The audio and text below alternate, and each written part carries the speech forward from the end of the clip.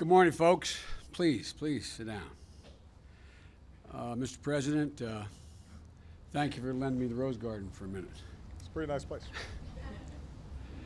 As my family and I have worked through the grieving process, I've said all along what I've said time and again to others, that it may very well be that that process, by the time we get through it, closes the window on mounting a realistic campaign for president, that it might close.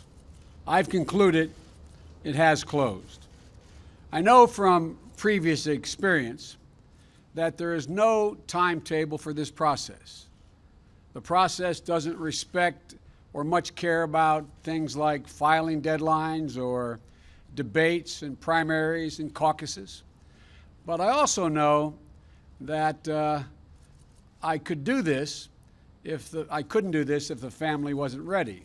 The good news is the family has reached that point.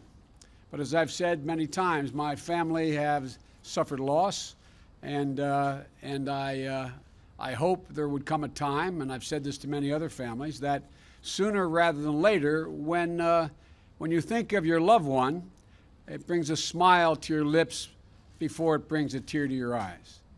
Well, that's where the Bidens are today, thank God. Bo is our inspiration. Unfortunately, I believe we're out of time, the time necessary to mount a winning campaign for the nomination. But while I will not be a candidate, I will not be silent. I intend to speak out clearly and forcefully to influence as much as I can where we stand as a party and where we need to go as a nation. And this is what I believe. I believe that President Obama has led this nation from crisis to recovery, and we're now on the cusp of resurgence. And I'm proud to have played a part in that. This party, our nation, will be making a tragic mistake if we walk away or attempt to undo the Obama legacy. The American people have worked too hard, and we've come too far for that. Democrats should not only defend this record and protect this record, they should run on the record. We've got a lot of work to get done over the next 15 months, and there's a lot that the president will have to get done. But let me be clear that we'll be building on a really solid foundation. But it all starts with giving the middle class a fighting chance.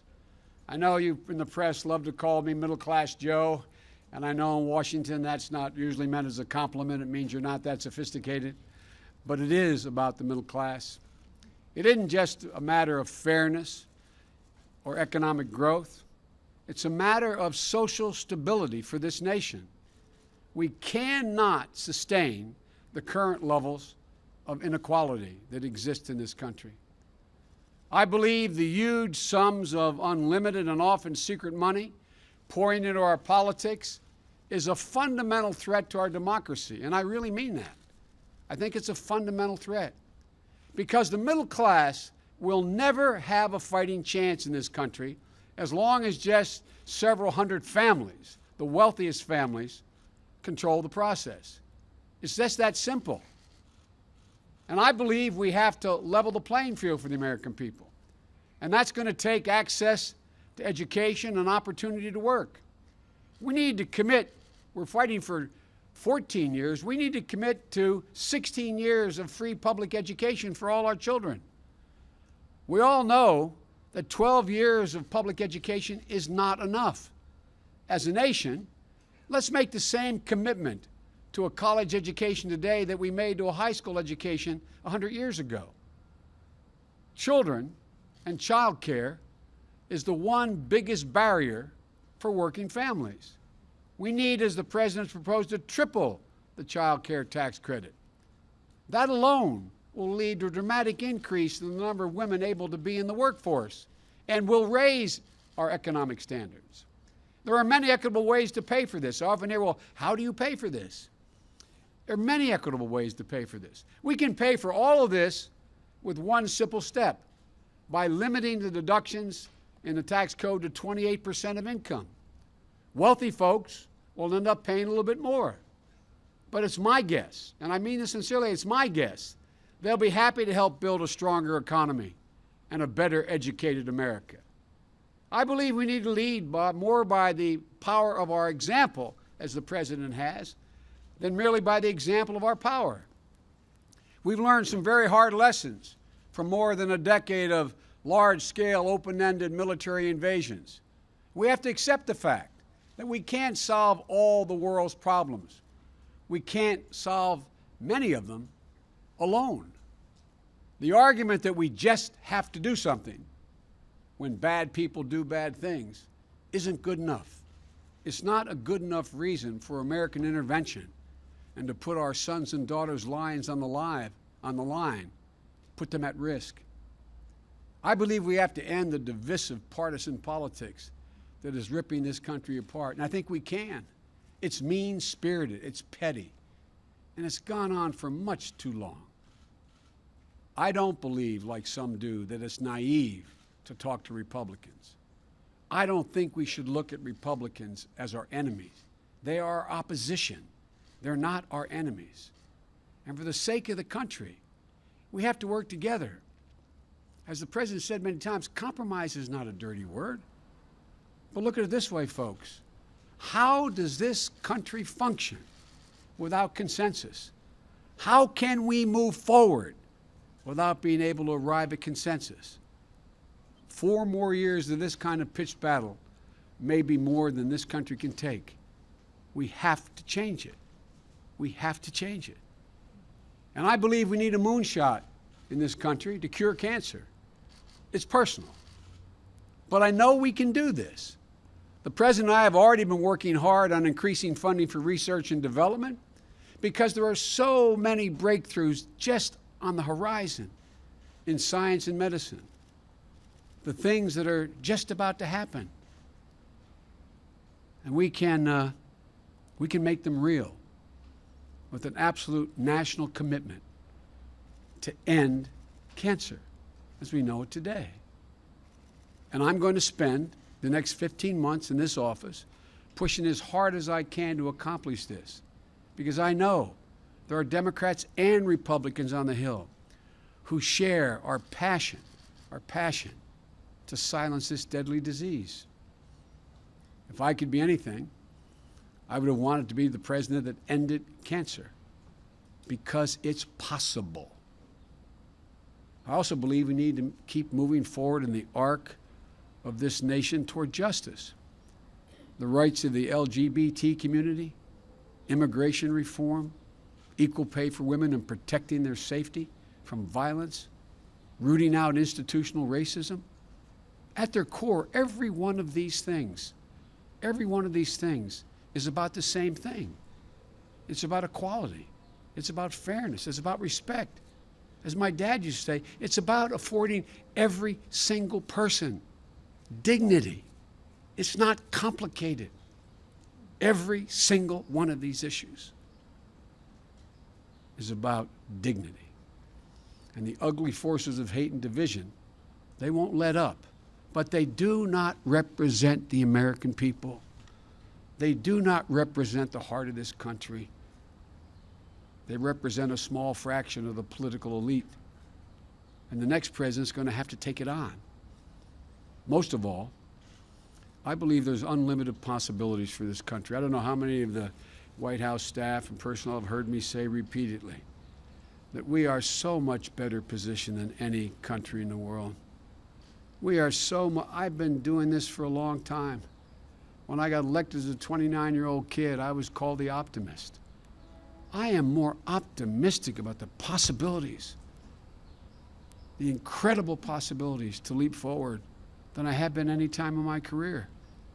And I believe to my core that there's no country on the face of the earth better positioned to lead the world in the 21st century than the United States of America. Washington, though, just has to begin to function again. Instead of being the problem, it has to become part of the solution again. We have to be one America again.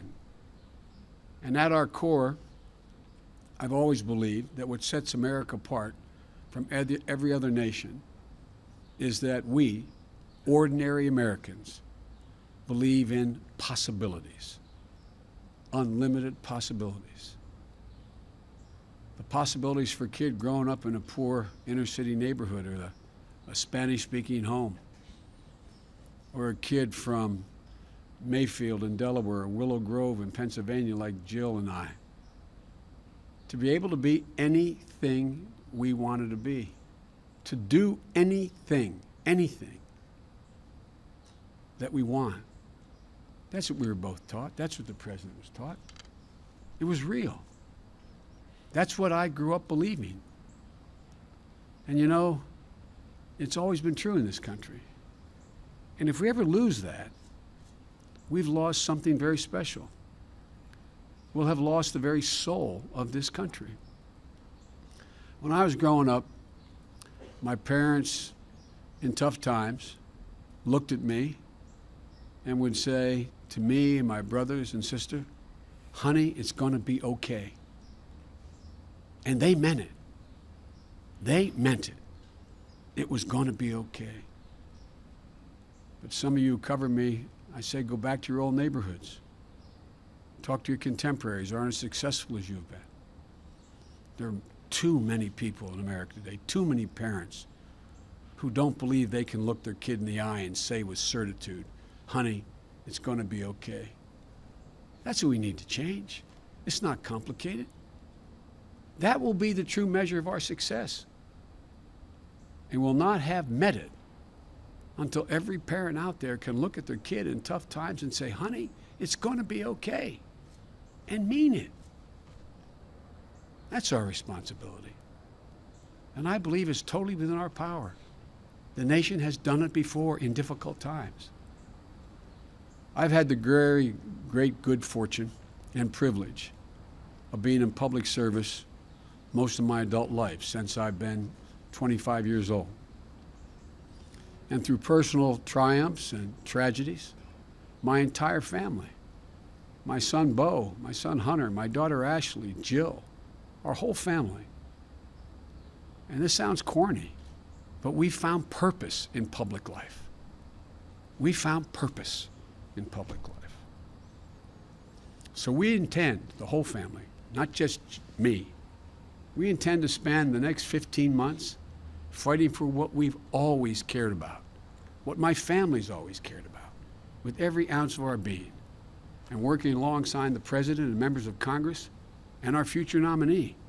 I am absolutely certain we are fully capable of accomplishing extraordinary things.